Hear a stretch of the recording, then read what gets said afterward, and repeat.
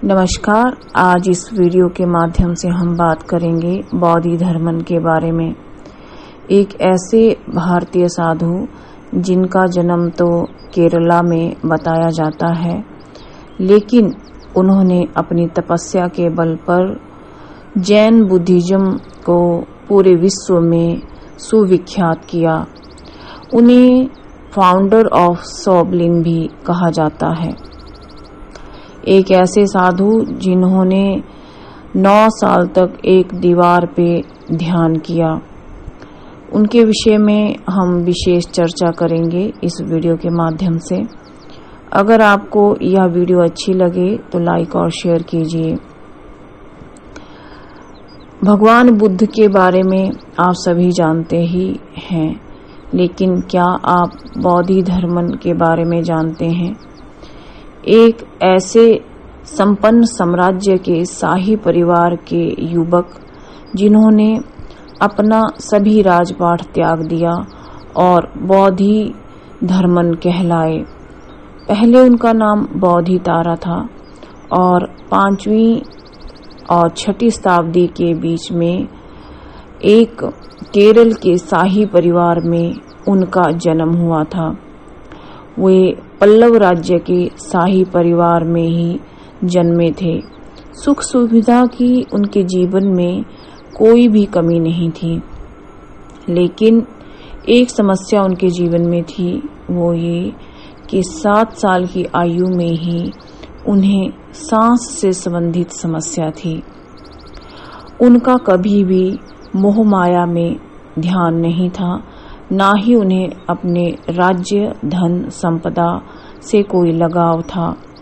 7 साल की उम्र में ही उन्होंने गुरु धारण किए और अपने श्री गुरु से, जिनका नाम महाकश्यप था, उनके साधारण मठ में चले गए और वहां बुद्ध की शिक्षाओं को फॉलो किया था। कहा जाता है कि ये ऐसे भारतीय साधु हैं जिन्होंने ही मार्शल आर्ट को जन्म दिया था। वैसे मार्शल आर्ट का पुराना नाम कल्लरीपयट्टू है, जो केरल में इसकी उत्पत्ति बताई जाती है। ये बहुत ही शर्म की बात है कि हमारे केरला की एक ऐसी युद्ध विद्या जिसे आज मार्शल आर्ट के नाम से जाना जाता है, उसके भारत में बहुत ही कम जानकार हैं।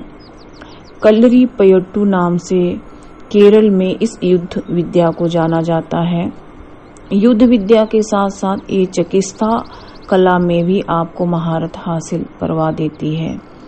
बात करते हैं बौद्धि धर्मन की, जिनका बचपन बहुत ही राजशाही तरीके से बीता, लेकिन उन्होंने सभी चीजों का त्याग किया और अपने गुरु महाकश्यप के साधारण मठ में रहने के लिए चले गए।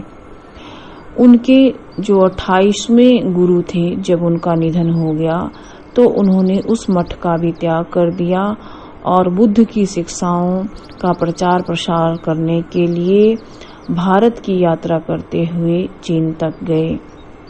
चीन के गांव में जब पहुंचे तो वहां के लोगों ने उनका स्वागत नहीं किया और उन्हें अपशकुन माना, क्योंकि वहां के ज्योतिषाचार्यों ने भविष्यवाणी की हुई थी कि उस गांव में एक बहुत बड़ी विपदा आने वाली है। उन्होंने बौद्धि धर्मन को ही उस बहुत बड़ी समस्या को समझ लिया और सोचा कि जो बहुत बड़ी समस्या हमारे गांव पे आने वाली है, बौद्धि धर्मन ही वह समस्या है, तथा उन्हें अपने गांव से बाहर निकाल दिया था। लेकिन बौद्धि धर्म भी अपने गांव के बाहर चले गए और वहां पर ही निवास करने लगे। उन्होंने अपनी ध्यान साधना, संयम, नियम का पालन किया। बहुत शीघ्र ही उस गांव में महामारी छा गई, जिस महामारी के कारण छुआछूत की समस्या से ही वो महामारी अन्य लोगों में फैल जाती थी। इसलिए गांव के लोग, जिन लोगों को ये महामारी हो जाती थी, उन्हें गांव के बाहर छोड़ देते थे। तब बौद्धि धर्मन उन पर दया करके उनकी चिकित्सा किया करते थे, क्योंकि बोधिधर्मन आचार्य वेदाचार्य भी थे। उन्होंने सम्मोहन चमत्कारी शक्तियां सीखी हुई थी। साथ ही साथ वो आयुर्वेदा में भी सक्षम वेदाचार्य थे। उन्होंने ध्यान, संयम, नियम पर अपने हठ द्वारा अनेक सम्मोहन विद्याएं सीखी हुई थी और उन्होंने जैन बुद्धिज्म को भी प्रचार प्रसार किया था। अपने इसी सम्मोहन विद्या के आधार पर वह बहुत ही चमत्कारी पुरुष सिद्ध हुए थे। आयुर्वेद का अच्छा ज्ञान होने से ही उन्होंने उस महामारी का इलाज किया। लोगों को इस बात का जब पता चला तो उनका वे बहुत सम्मान करके वापस अपने गांव में ले गए और वहीं पर उनका निवास स्थान बताया। कुछ समय बाद उनके गांव पर लुटेरों ने आक्रमण किया, तो तभी बोधिधर्मन ने आक्रमणकारियों से उस गांव की रक्षा की। तब तो बोधिधर्मन द्वारा फाउंडर ऑफ शाओलिन कहलाए जाने की प्रथा सी चल पड़ी थी। उन्होंने मार्शल आर्ट का ज्ञान का पूरा प्रचार प्रसार किया। ये बात जब वहां के नजदीक के एक मठ, जिसे शाओलिन मठ भी कहा जाता है, वहां पर ये सब पता चला, लेकिन शाओलिन मठ में रहने वाले भिक्षुओं ने उनकी कोई कदर नहीं की। जब वो शाओलिन मठ में प्रवेश करना चाहते थे तो शाओलिन मठ वालों ने वहां से उनको निकाल दिया। वो वहां से निकले हुए उस मठ के थोड़ी दूरी पर स्थित एक गुफा में जाकर के 9 साल तक उन्होंने एक दीवार पे ध्यान किया। उन्होंने आने वालों की तरफ पीठ कर रखी थी और एक दीवार की तरफ मुख करके ही वो ध्यान साधना किया करते थे। बहुत शीघ्र ही उस दीवार पर बोधिधर्मन की छवि छप गई थी।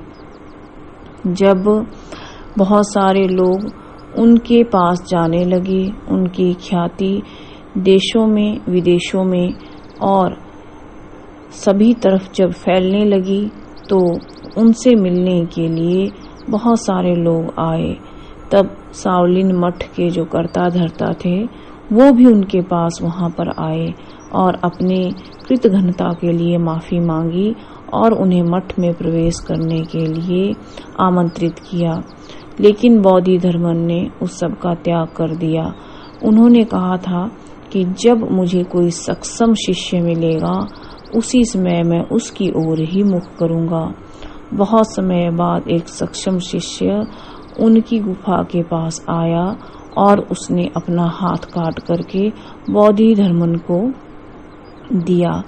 बोधिधर्मन तभी तुरंत उसकी तरफ मुड़ गए और उन्हें अपनी पूरी शिक्षा, विद्या और जैन बुद्धिज्म सब उसी शिष्य को सिखाया।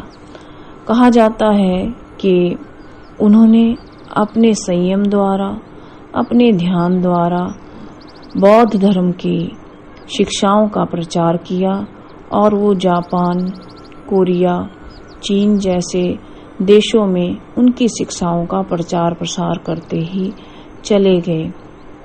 माना जाता है कि मिलारेपा भी उन्हीं के शिष्य हुए थे।